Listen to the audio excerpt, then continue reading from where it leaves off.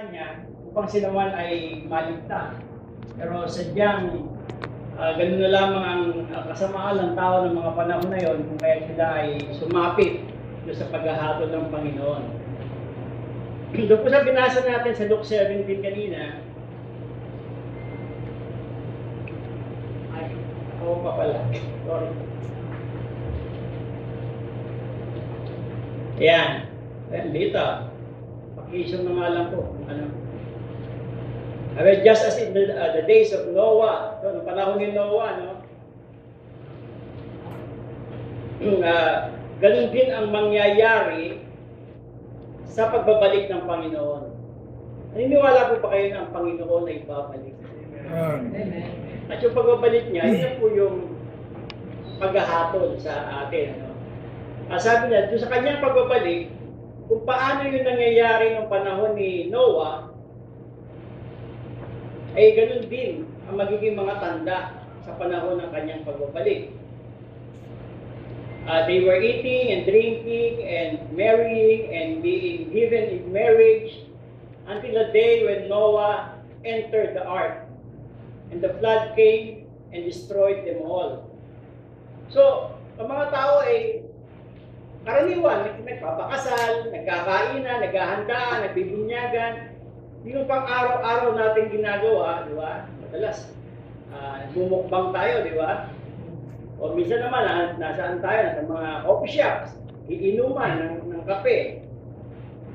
I hope wala tayo pupunta sa barsalan dito. Pero karaniwan sa tao, gano'n, nagpapakasaya. Yun yung kanilang mga pang-araw-araw na ginagawa, lalo na pagka weekend, diba may tayo natawag na TGIF, thanks God, it's Friday, o it's Saturday.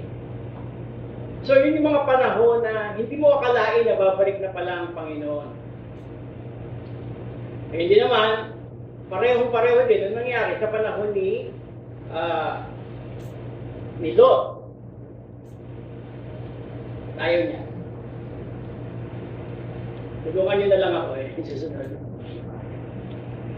So, noong panahon naman ni Lot, ganun din. Nagkakainan din ng mga tao. At dito mayroon pang negosyo, no? Nagbebentahan sila. They're buying and selling. Tatanim, gumagawa ng mga building, tatayo, ng mga infrastructure, until na nagpadala ang Diyos ng 2 anghel upang gunawin yung syudad. Dahil nga sa kasamaan ng tao. But on the day when Lot went to Sodom, nung umalis na si Lot sa Sodom, tsaka niya ginunaw yung syudad. At rito, and the fire, a sulfur from heaven, destroyed them all. So will it be on the day of the Son of Man is revealed. So ganun din ang mga mangyayari pagdating ng anak ng Diyos. O yung muling pagbabalik ng Panginoon.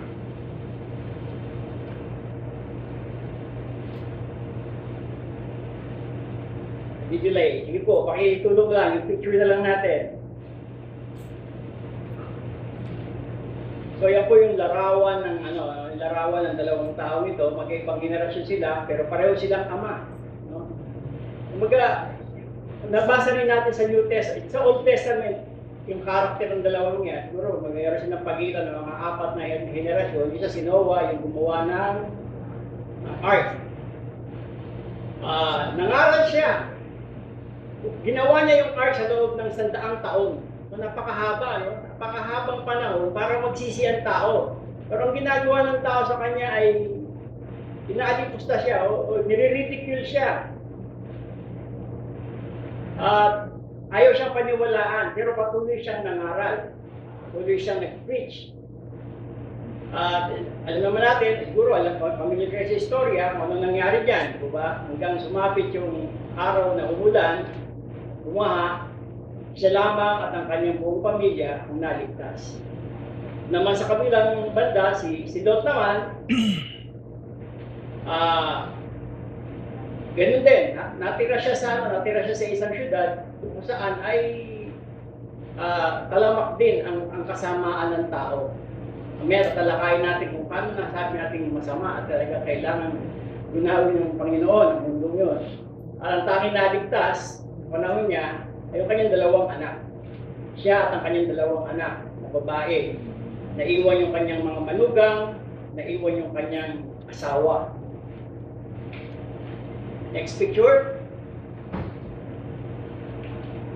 So, ang tanong po natin dito, kagaya po sa dalawang ama na nakita natin, bilang ama, paano ka tutugon sa pagbabalik ng Panginoon? Marami po sa atin dito ay ama. Ngayon, isa kang ama. At nalaman mo, at sinabi naman, at totoo naman, na ang Panginoon ay babalik. Paano ka tutugon? Ngayon po, kung tatanungin ko muna kayo ng ibang katanungan, ito gusto kong tanong sa inyo. Ano ang pinakamalaking problema sa panahon natin ngayon?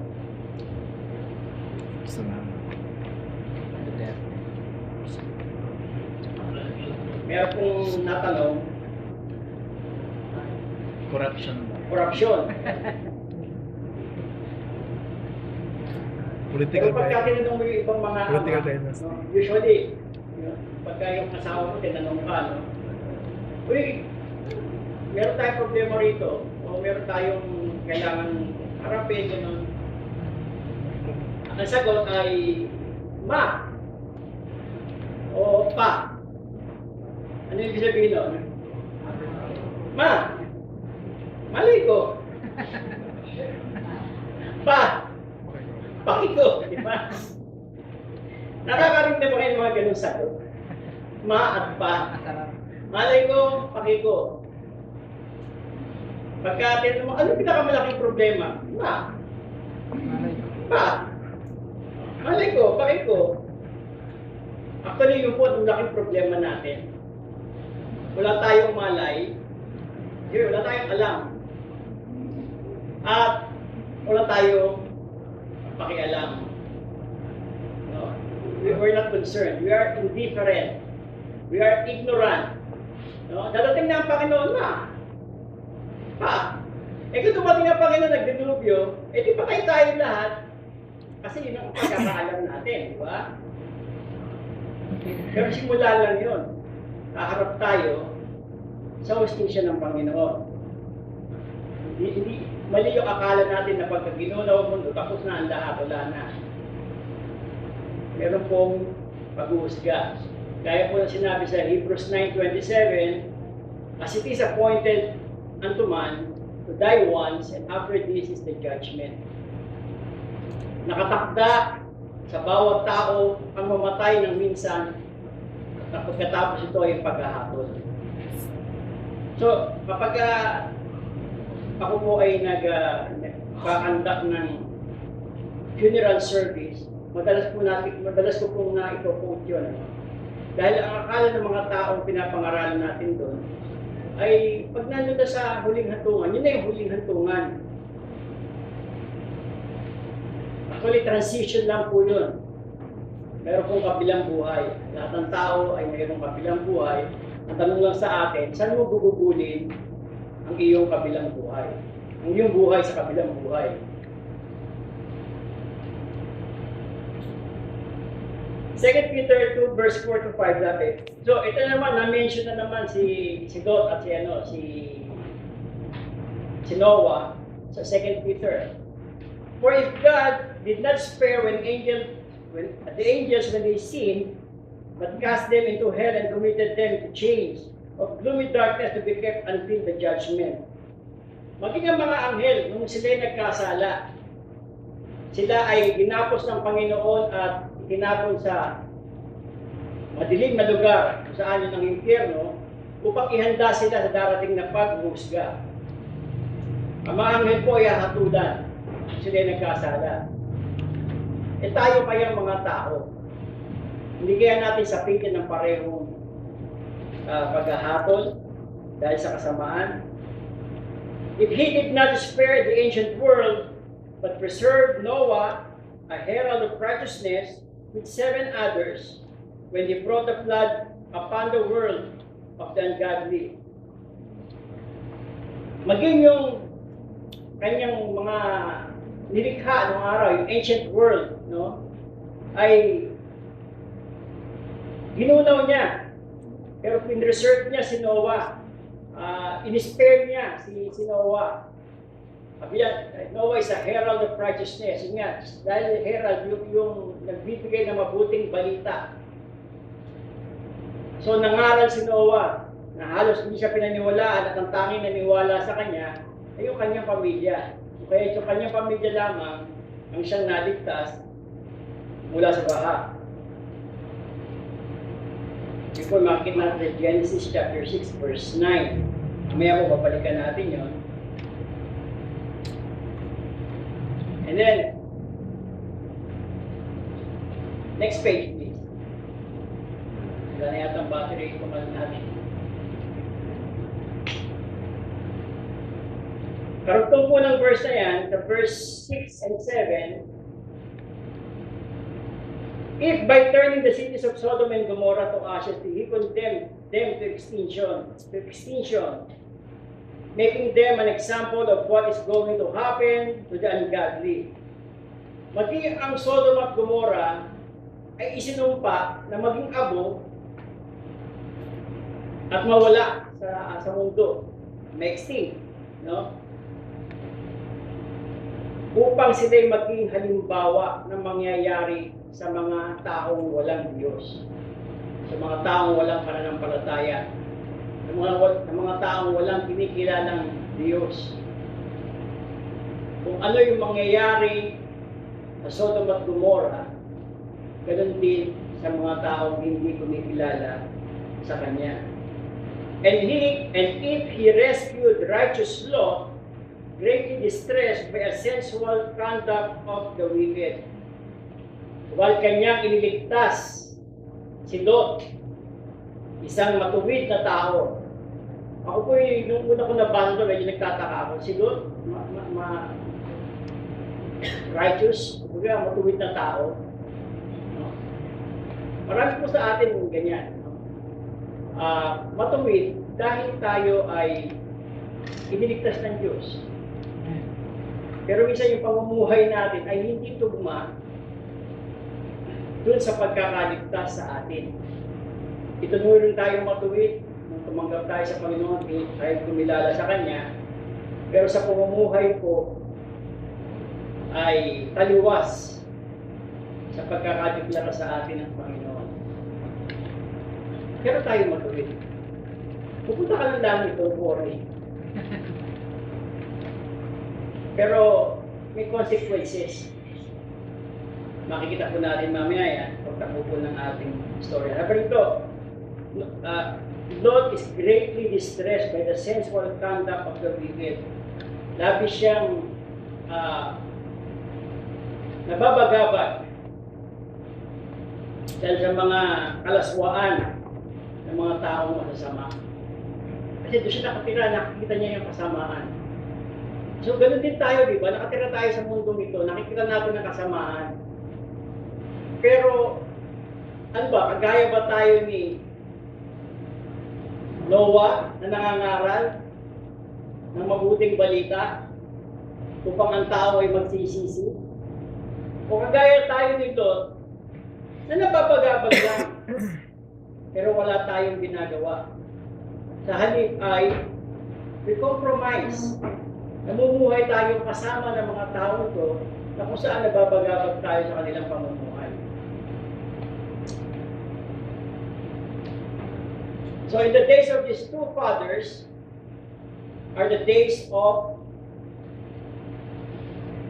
kulang to. Yan. Number 1 is secular philosophy. Number 2 is scientific progress. 3 is social plagues, sexual perversion, and selfish prosperity. Magkasama po yung puro SP yan, parang Senate President. SP, secular philosophy, scientific progress, social plagues, sexual perversion, and selfish prosperity. So ito po yung mga tanda na makikita natin sa panahon ng pagbabalik ng Panginoon, kung saan ito ay nakita na ng panahon ng dalawang ama na ito. Panahon ni Noah at panahon ni Lot. Ang mga tanda na ito ay lumabas. No? At ito rin ang masasaksihan natin sa muling bago bumalik ang ating Panginoon.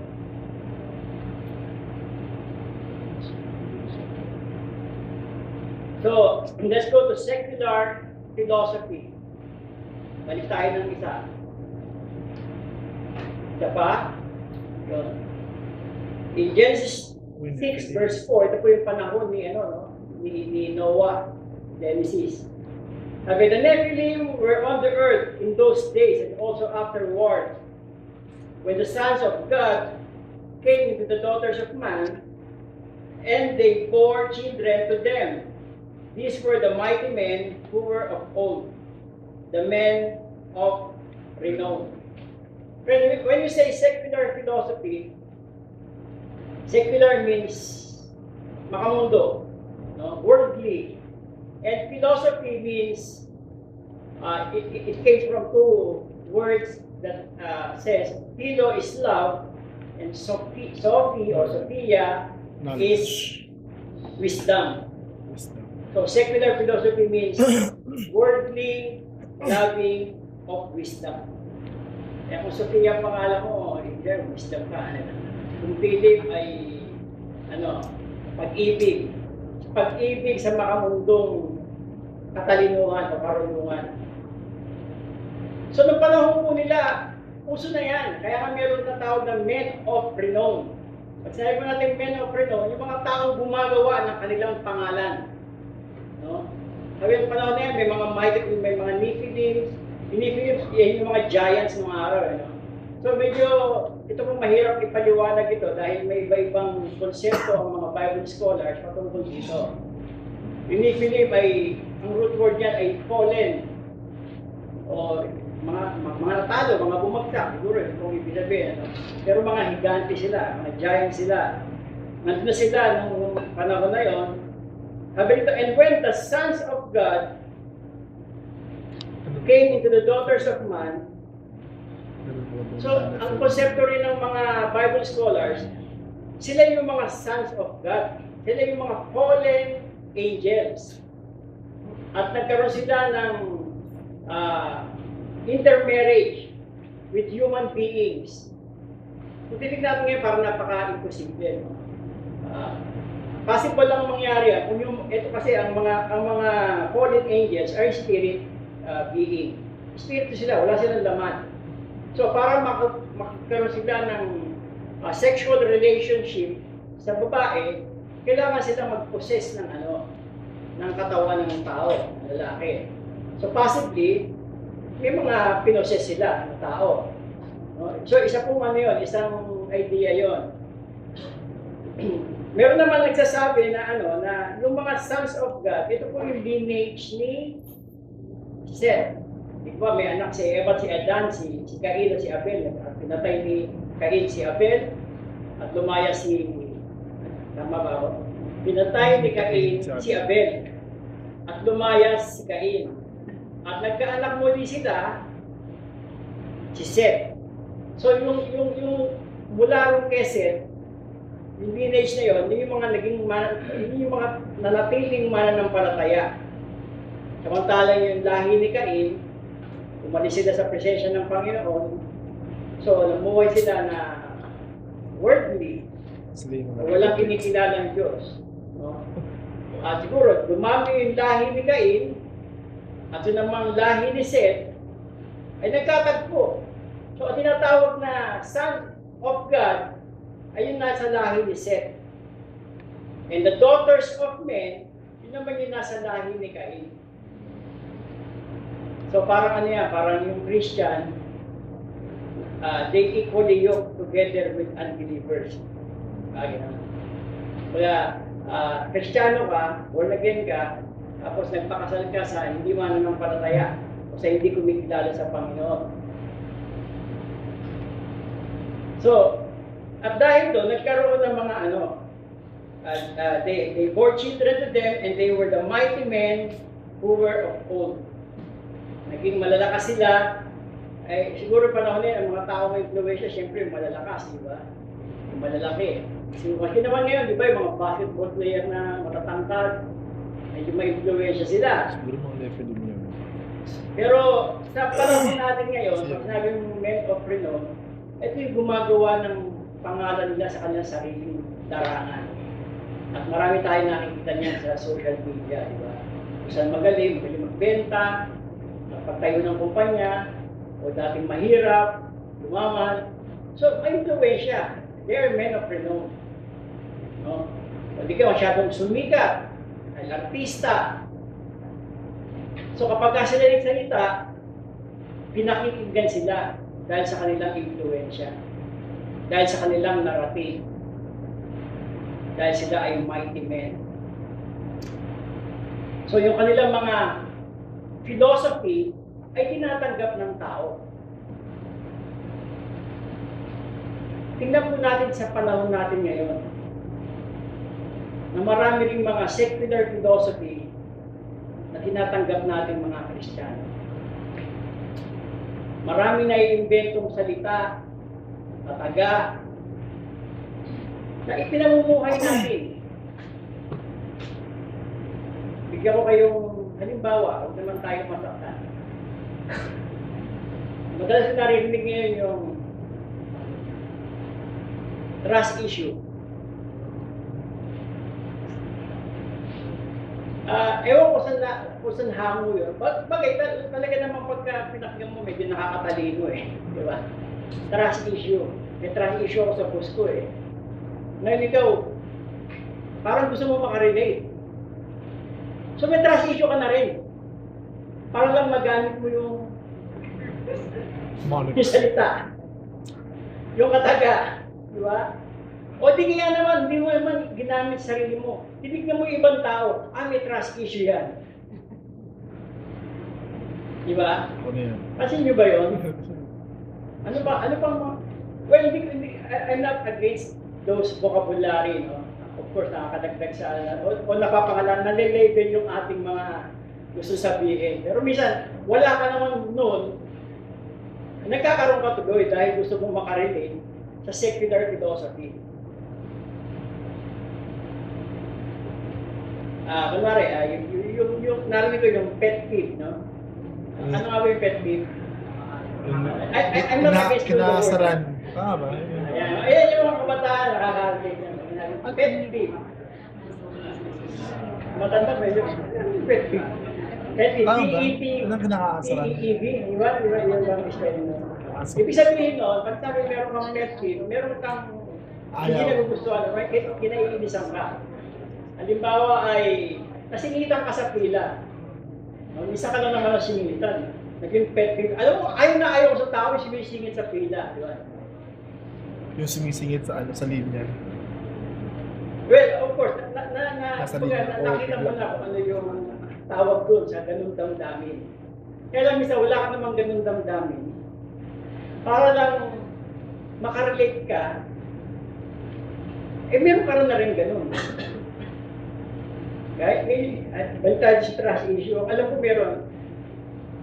Trust in the Lord. Yun dapat ang meron tayo, trust in the Lord. Salita ng Panginoon, trust in the Lord. Huwag tayo magkaroon ng trust issue. Sumasabay tayo sa secular philosophy.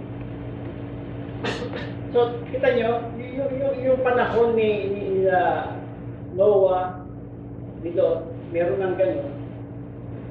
Tingin nyo ba sa panahon natin meron na? So, isa itong tanda ng muli pagbabalik ng Panginoon. Next. And the Lord saw that the wickedness of man was great in the earth. When the sons of God came to the daughters of man, and they bore children to them, they were the mighty men. Sorry. And the Lord saw that the wickedness of man was great in earth, and that every intention of the thought of his heart was evil continually. So yung iniisip natin palagi, yung iniisip ng puso natin, iniisip natin nanggagaling sa puso yan. Kaya kung ang puso natin ay makasalanan, therefore makasalanan din yung ating isipan. Kaya out of the abundance of the heart, the mouth speaks. Kaya kung may mga nasasabi ka, hindi slip of the tongue, yun yung laman ng puso mo. Kung ano yung nag-uumapaw sa loob ng iyong kalooban, ng iyong puso, yun at lumalabas sa iyong bibig. Kaya pansinin po ninyo kung ano yung mga lumalabas sa bibig niyo. Puro hinanakit, puro kapagitan ba, o puro hatred ba. So panahon pa nila Noah, ganun na. At yun siguro ngayon na napapansin din natin na bawat sa atin. Sabi, heart is deceitful. Ang puso ay madaya. Tayo naman, ang ating secular philosophy, kung ano ang nasa puso mo, sundin mo. Yun ang yun ang damdamin ko, yung feeling ko, ng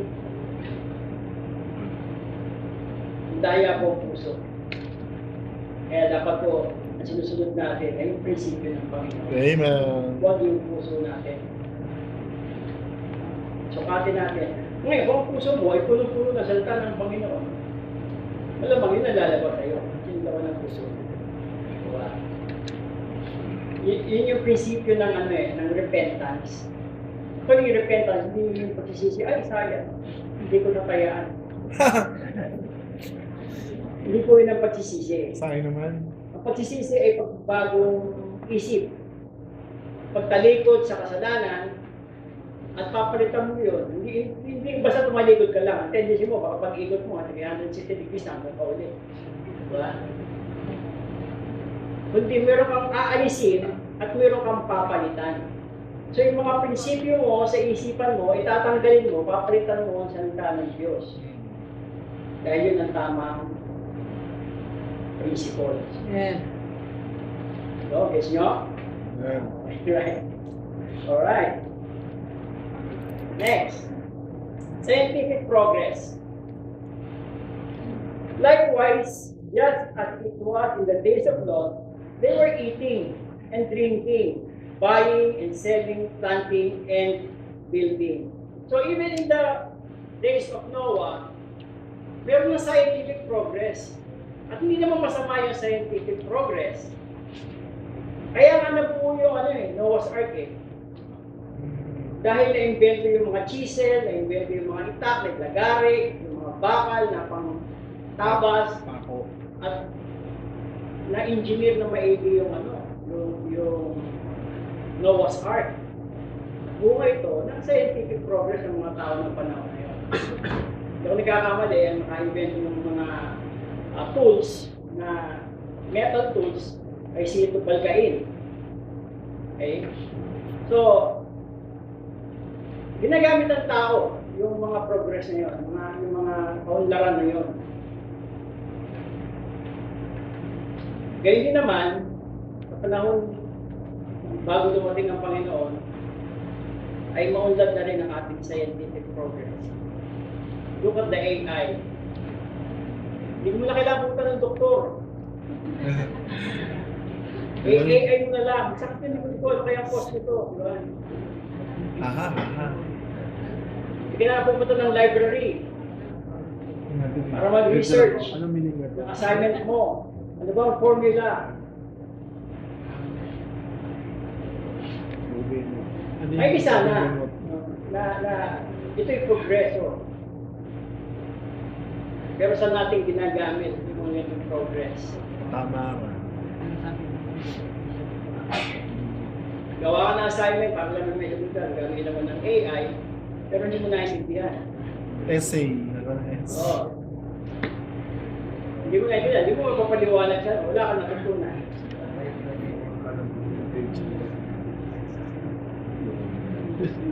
So, yung progreso natin ay tandaan yung pagbabalik ng Panginoon. Sabi ito, they were eating and drinking. Kalat na yung mga kain na yun, di ba? Gusto na yung mukbang. At marami na rin mga coffee shops. Marami na rin bar. They were eating and drinking. Buying and selling. At basta yung ating buying and selling yun. We're selling online. Nagda-live ka ng mga itinda mo. Kamay na lang. Ding, ding, ding. Magbabayad ka through GCash, Paymaya, Back transfer. bank transfer, na hindi ka naaalis ng bahay. Maganda yung mga progreso.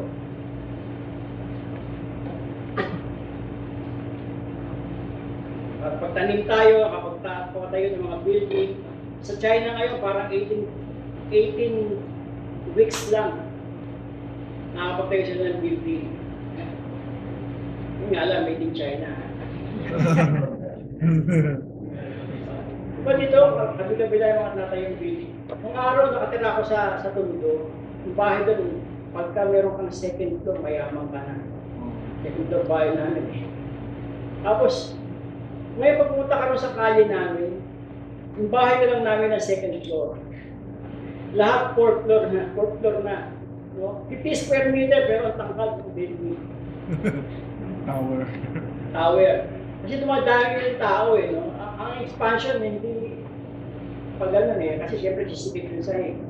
So pataas. Dumadami lumuluwas ng Maynila. So, patayuan sila ng patayuan ng building. Meron yung progress niya, una, third floor. Tinibayan lang yun. Binoktongan, ginawang fourth floor, ginawang fifth floor. Parang Tower of Babel. So yung scientific progress ay nakikita na rin natin. Masyado ng visible niya. Next is social plagues. Now the earth was corrupt in God's sight, and the earth was filled with violence, and God saw the earth, and behold, it was corrupt. For all the flesh and corrupted their way on the earth. So, grabe na ang corruption. Kita-kita na, hindi na natin may kakaila. Mga malita. Social plagues, ano po Tagalog niyan? Salop. Salot sa lipunan. Masyado na po ang corruption sa atin ngayon. So, mapa-gobyerno, mapa-kalye, mapa-bahay, mapa-kapitbahay. Tingin mo, sa paligid mo ay salot na sa lipunan. Baka ibang tao yung pinantingin sa'yo. Yung konting magkagit-gitan lang, nagsasapukan sa kalye, road rage, di ba? Kalabas ng ba rin. Kidnapping, agawan ng motor. So, yung po sa kalibunan ay rampant ng panahon ni Lot at ni Noah at maging sa panahon natin ngayon. Nakikita ba ito? Hindi. Nakikita. Totoo ba? Hindi. Oo. Evident. Ang daming salot sa lipunan.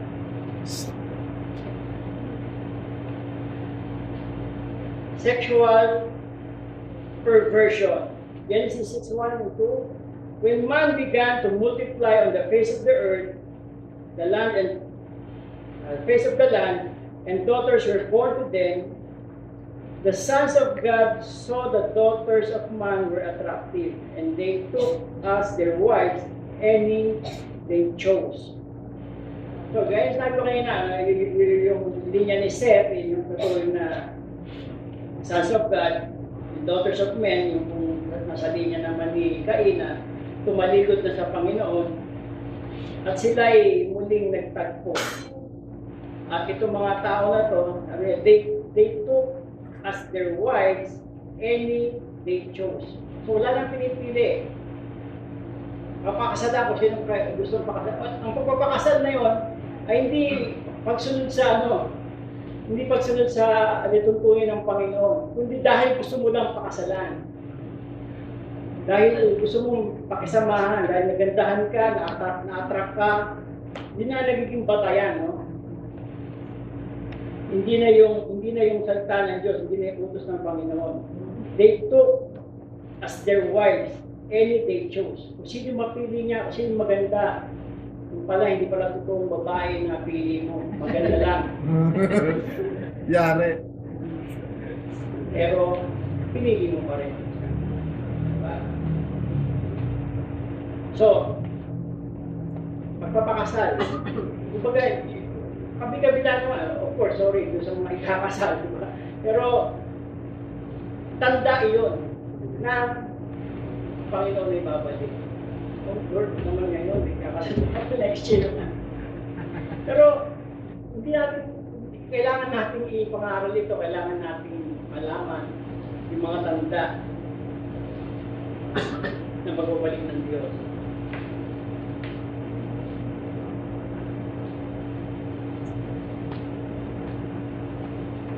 Itulungan ako sa next page. So in Genesis chapter 19, verse 4 to 5, ay wala ganyan eh. Dito, yan, yung larawan na yan ay si Lot. No? Nagkaroon siya ng dalawang bisita, dalawang matipunong lalaki. At yun ay mga anghel ng Diyos. At yung pinatuloy niya sa kanyang bahay, sabi sa kanya ng mga anghel, nandito kami para gunawin itong Sodom at Gomorrah dahil labis na ang kasamaan. So, yung panahon na yan, sinugod ng mga tao yung bahay ni Lot. Sabi diyan, but before they laid down, the men of the city, the men of Sodom, both young and old, all the people to the last man surrounded the house. And they called to Lot, where are the men who came to you tonight? Bring them out to us that we may know them. Sabi, bata at matanda na kalalakihan ay pumunta sa bahay niya, pinapalabas siya. Sabi niya, ilabas niyo sa amin yung dalawang bisita mong lalaki. Dahil gusto namin silang makilala. Gusto lang naman pala makilala eh. Ilabas mo, di ba? Pero ang ibig sabihin po dyan, bring them out to us that we may know them. Whenever you see the word, they may know them, or knew them, ibig lang po sabihin niyan, gusto nilang makanilig yung dalawang lalaki. They want to have a sexual relation to Lot's visitor. Lalaki yun, at lalaki sila. Bata at matanda, pareho ang nasa. Gusto nilang makilala yung dalawang tao o dalawang lalaki na naging bisita nito. So, ganun po kalala ang sexual perversion ng panahon na yun. Ano kaya ngayon? Social media natin, bumabaha ng pangkatwiran ng mga LGBT na sila ay tanggapin. Sila ay na-offend. Ang Diyos kaya hindi nila na-offend. Huwag na tayo eh. Huwag na ang Kristiyano eh. Dahil minsan yung Kristiyano kagaya dito, nakikibagay o nakikitolerate kanilang mga gawain, kanilang mga mentalidad, kanilang mga filosofiya. Pero isipin mo, ang ino-offend nila ay ang Diyos na may likha ng lahat. Ang sinasabi nila, nagkamali si Lord ng pagkakagawa sa akin. Wrong assignment.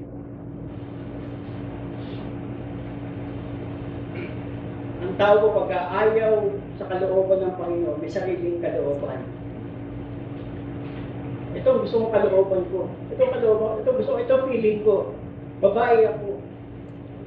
Encapsulated in man's body.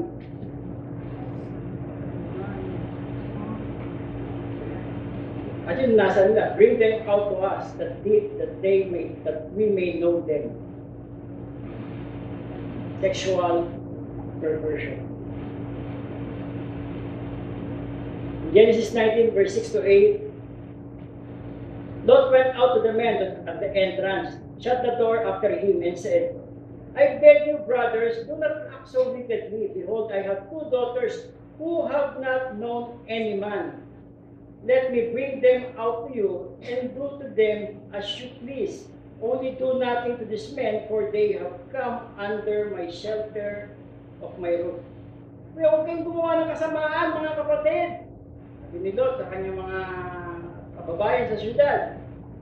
Meron akong dalawang anak dito na babae na hindi pa nakakakilala ng lalaki. Ibig sabihin, virgin, yung kanyang mga anak. Ilalabas ko sila sa inyo, at gawin niyo kung anong gusto niyo sa kanya. Sa kanila.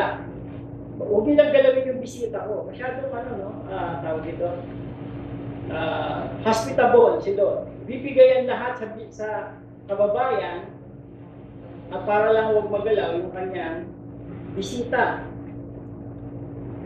Pansin niyo yung who have not known men, hindi pa nakakakilala ng sino man lalaki.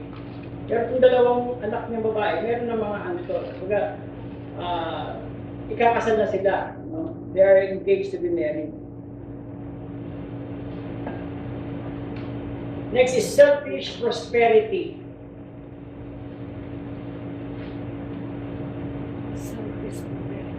Okay naman po, sana na tayo ay mag-prosper, tayo ay yumaman. Hindi gusto yumaman. Wala pa kayo yumaman? Buti na kami. Lord, nakikita mo yung mga gusto yumaman. Ayaw, Lord. Ayaw nila, Lord. Pero kami, gusto namin yumaman. Pero itong pagyaman to ay selfish prosperity. Di ba? Marami ngayon nagpapayaman para sa kanilang sarili. Ang panahon ni Lot, ganun din. So in Genesis 12 verse 4, sabi, Abraham went for a while. So itong si Lot ay pamangkin ni Abraham. Gets mo ba? Kasi si Noah kinulan natin, no? Pero bibigyan yung background ni Lot. Si Lot ay pamangkin ni Abraham. At si Lot ay kunila. Ama niya si Heran. No? So, naging parang ama-amahan na niya si Abraham. Ano na Abraham. So kung saan pupunta si Abraham, sumasama si Lot. So sabi niya sa verse 4, Abraham went and the Lord told him, Lot went with him. Sumunod, so Abraham went up from Egypt to Negev with his wife, and Lot went with him.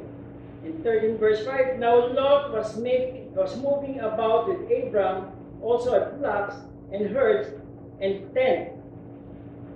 So itong si Lot ay pamangkin ni Abraham. Kung saan pumunta si Abraham, nandun siya, yun ang mentor niya.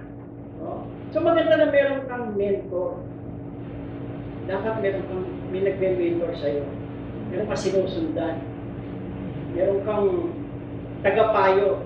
Meron isang taong concern sa'yo. Yung pong ina-advocate natin. Pero darating ang panahon, pag umaunlad ka na, pag tumago ka na, ikaw naman dapat ang mag-mentor. Hindi yung puro ikaw na lang ang mini-mentoran. Puro ikaw na lang ang inaasikaso o puro ikaw na lang ang pinagbibigyan. So, yung verse sabi, no? Lot was moving about with Abraham, also had flocks and herds. Kung ano meron si Abraham, nagkaroon na rin siya, yumama na rin siya. Nagkaroon na rin siya ng mga hayop, at nagkaroon na rin siya ng mga tauhan. So, sumikip na yung mundo nilang dalawa na magkamaka na magtiyuhin. So, sa panahon na yan, then Abraham said to Lot, let there be no strife between you and me, between your herdsmen and my herdsmen, for we are kinsmen. Sabi niya, huwag tayong mag-away. Dahil tayo ay magkamag-anak. Kasi mga magkamag-anak, nag-aaway dahil sa sobrang yaman nila eh. Nagagawa sila sa 50 square meter na lupa, di ba? Laki. Pero puti, malawak po si Abraham. Huwag tayo mag-aaway. Dapat ganun lang natin, ang dami natin sa mag-anak natin. Huwag tayo mag-aaway. Pati away yung pinsa natin, yung juhi natin. Sabi ni Abraham, nandito, maghiwalay tayo ng maayos. Kung pupunta ka sa kanan, ako sa kaliwa. Sa kaliwa, ako sa kanan. Napakalawak ng lupa. No? Kasi pinagagawa nila yung masang kakain yung kanilang mga tupa eh. So yung mga tauhan nila, nag-aaway-aaway din. So, may faction, ano? So, huwag tayo mag-aaway, sabi niya. Maghiwalay tayo maayos. Piliin mo. Ano pipiliin mo? Doon ako. Kasi ang paniniwala ni Abraham, kung nasaan ang Panginoon, ay kasama niya ang Panginoon lagi, nandun ang pagpapala. As long nakasama mo si Lord, nasa iyo ang pagpapala. Kasi minsan, ang pananaw natin, pupunta ako abroad, nandun yung pagpapala. Pagdating nga abroad, minsan di pa nakukulong, di pa napapatay. Hindi ko sinasabing lahat na mag-abroad, gano'n. Kung talagang ang pangungusap sa'yo ng Panginoon ay mag-abroad, go for it. Pero, isaalang-alang mo yung mga relasyon mo, yung mga anak mo, may iwanan mo, diba? Kasi, kung nasa ng presensya ng Diyos, nandun ang pumapala. Amen. We're always looking for a greener pasture, di ba? An example ko na yan eh. Pagka nandito ka, tinignan mo yung bukid sa kabila, parang mas green. Diba? Kasi nakikita mo rito, medyo hiwa-hiwalay eh. Diba? Eh, ngayon, pagka tumingin ka sa malayo, masinsing sila. Ngayon, lilipat ka ngayon doon. Pag tanong mo sa kabila, sa pinanggalingan mo, green din pala. Kasi, kung nakita mo, masinsin na siya. At tinignan mo sa malayo. Kaya daya tayo ng green pasture na yan. Pero kung kasama mo ang Diyos, lahat ang pupuntahan mo to the green pasture. Yung sinasabi ni David, led me to lie down in green pastures. Pero desierto yun. Paano naging green pasture? Yung araw, yung mga yung mga pastol, yung mga batong inaalis nila yun na nakikita nila yung medyo tumutubo yung mga damo sa ilalim ng bato dahil medyo moist, dahil sa moist. Doon nila dinadala yung kanilang mga pinapastolan. Alam ng Diyos kung saan ka dadalhin. Maski na sa disyerto, may green pasture. So, eto na, lumipat na siya. Nakita niya, dito greener. Dito ako, uncle. Sige, doon ka sa kaliwa. Kasi dito greener. May lamanganan niya yung uncle niya, di ba?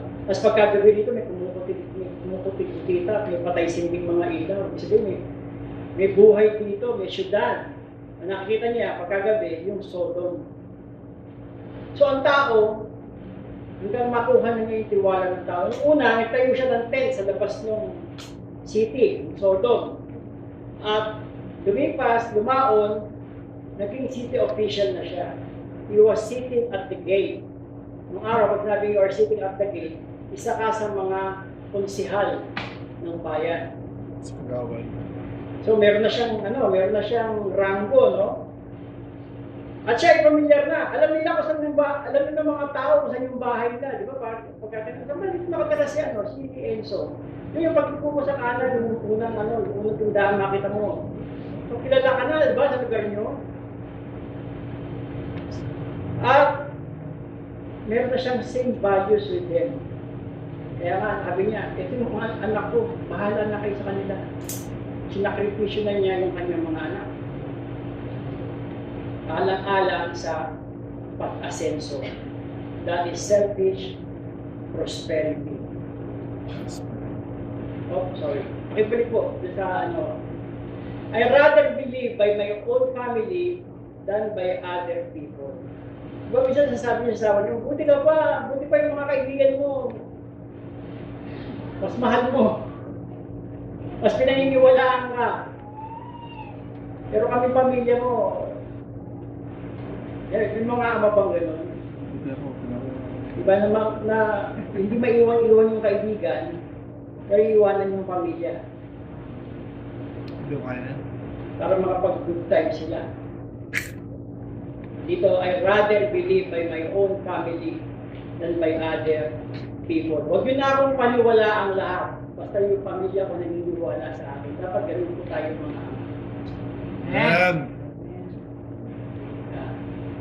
Kung meron dapat maniwala sa atin, sarili natin mga anak. Ganun na nangyari kay Noah. Wala naniwala. Mga anak lang niya. Kaya sila lang ang gumawa ng arko. At sila lang din yung niligtas ng Diyos. Kaliwanag ka kanya. Kaya wala kung preach ba kayo sa mga anak mo? Yo. Pinapanihulaan ba kayo? Not necessarily preaching mangaral, hindi yung buhay mo, pinapangaral mo. Okay. Genesis 19. Sabi dyan, then the man said, have you anyone else? So yung dalawang anghel, pakikinig mo lang kwento. Yung dalawang anghel, sabi niya kay Lot, meron ka pa bang mga kasama dito? Gugunawin namin itong mundo. Meron ka bang mga manugang, anak, asawa, kapatid? Sabihan mo na sila para maligtas sila. Hindi sila makasama sa gugunawin na syudad. So, pinuntahan ni Lot yung kanyang mga manugangin. Sabi niya, uy! Gugunawin ng Diyos ang mundo! Tara na kayo! Lumisan na tayo! Anong sagot ng mga manugang niya? Di naman, nagbibiro ka eh. Ayan o. But he seemed to his son-in-law to be jesting. Si Daddy Ano to? Prank? Ako nag-i-scatter pa kami tayo eh. Ipapataya pa ako eh. Mauna ka na kung totoo man yan, di ba? Basta si Daddy o, maloko masyado o. Kaya hindi siya masyado palabiro, no? Ayaw paniwalaan. Pero hindi siya nagbibiro. Pero ayaw siya paniwalaan. Buti pa si Noah, pinaniwalaan. Ito manugang pa lang to. Yung mga anak kaya, hindi natin.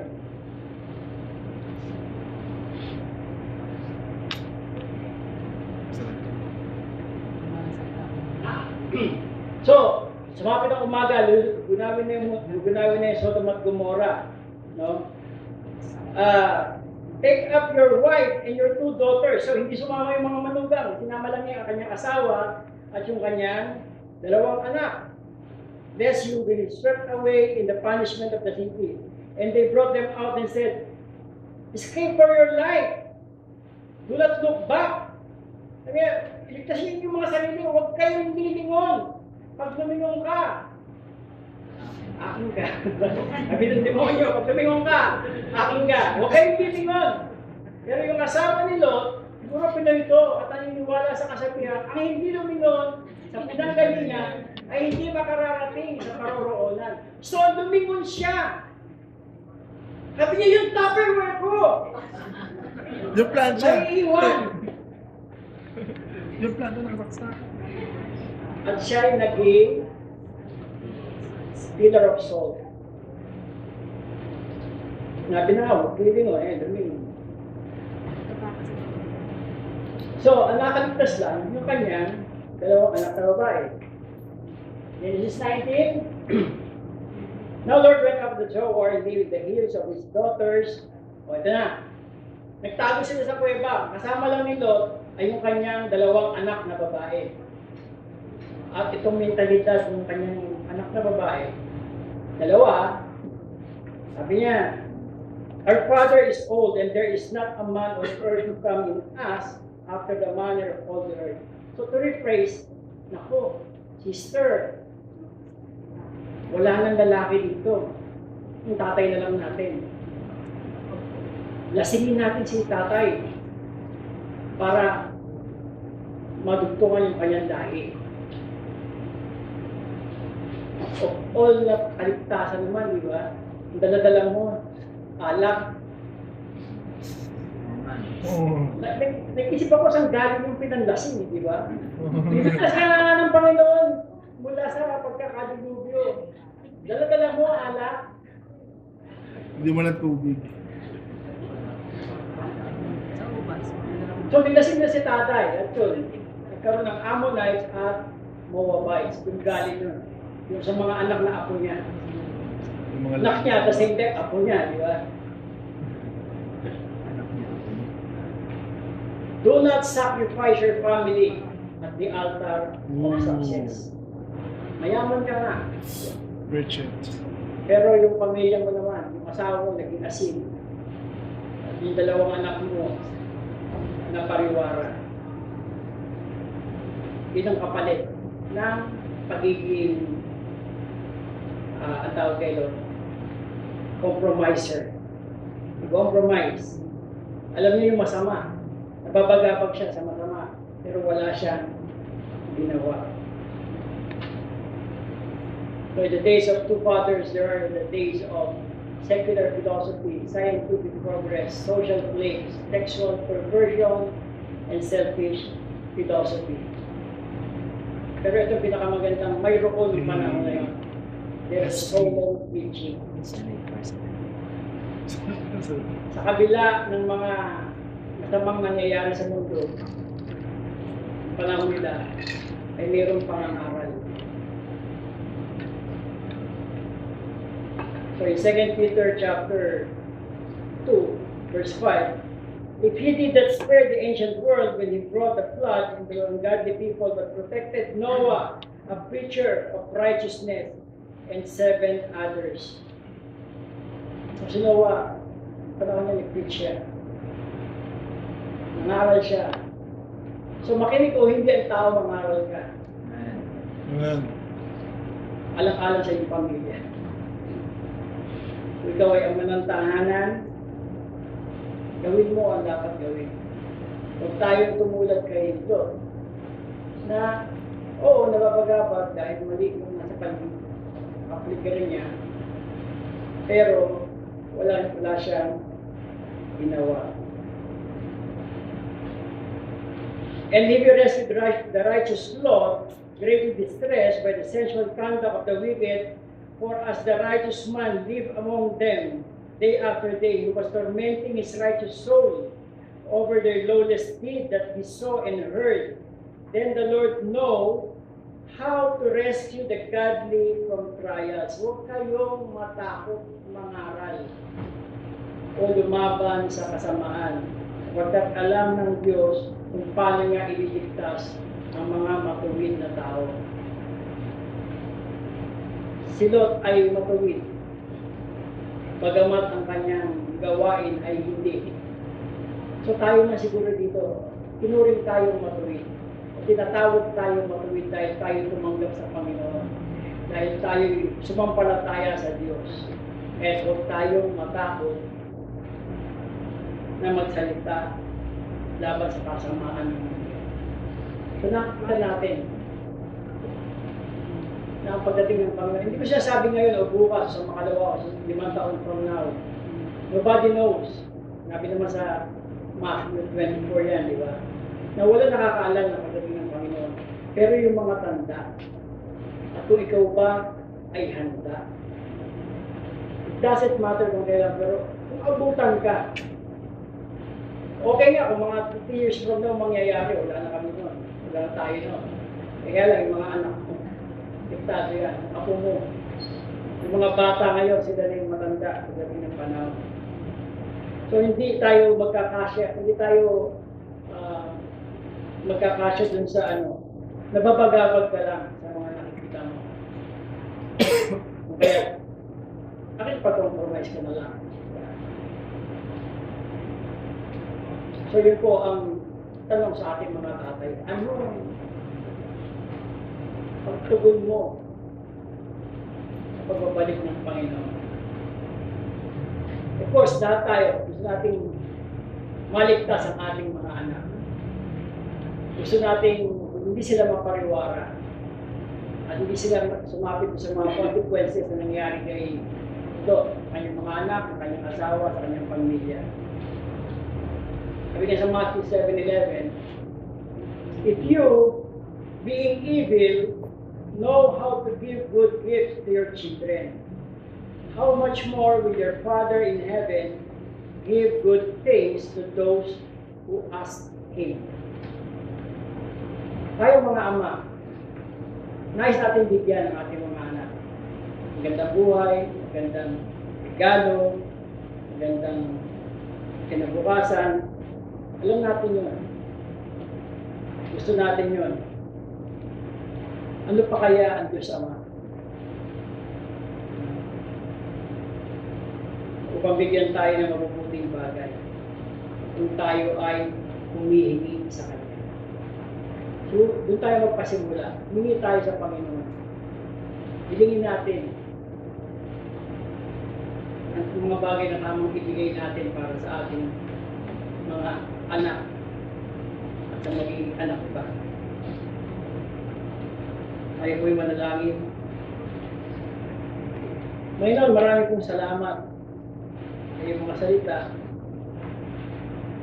At Panginoon, ang mga tandang ipinakita mo ng panahon ni Lot at ni Noah ay nakikita na rin namin sa aming panahon ngayon. Yung mga filosofiya ng mundo, yung mga progreso, maging yung mga salot sa lipunan, yung mga kalaswaan, at pagiging makasarili sa pagyaman, na kahit ipalit namin ang buhay ng aming sariling pamilya, maging successful lamang. Patawarin mo kami, Panginoon, sa mga ganung pananaw namin sa buhay. Ngayon pa man, Panginoon, salamat pagkat nagbigay ka ng mga tanda na ito upang aming masaksihan at aming malaman. Hindi kami maging walang alam, hindi kami maging pabaya. Bagkus, Panginoon, ay sinupi namin at alamin namin, Panginoon, ang mga pangyayaring ito.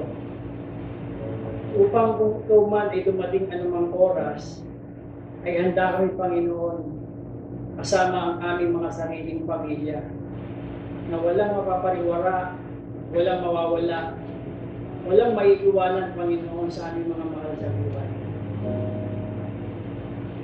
Tulungan mo kami, Panginoon, na lumakad na kagaya ni Noah. Hindi man kami paniwalaan ng mundo. Ang mahalaga ay paniwalaan kami ng sarili naming pamilya.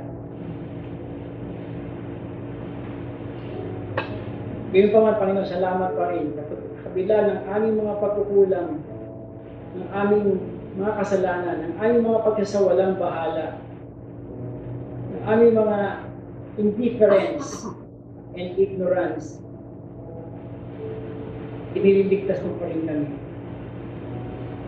Ang sakit nga lang, Panginoon, kung kami lamang maliligtas at may iwanan, Panginoon, ang aming mga pinakamamahal sa buhay.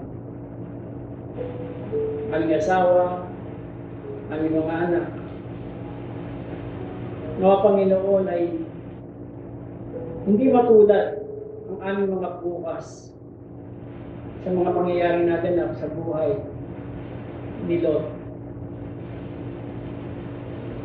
Salamat, Panginoon. Tulungan mo kami, Panginoon. Gabayan mo po kami, samahan mo kami, turuan mo po kami. Pagpalain mo po kami, Panginoon. Lalo na, Panginoon, ang mga ama ng tahanan na narito ngayon, na puluwagan nito. Ipaunawa mo sila, sa kanila, Panginoon, ang iyong kalooban. Ang iyong pagnanais. Na pagawat kami mga hindi matuwid na tao. Pagdapat kami masasama. Pero alam mo ang nais namin para sa aming mga anak.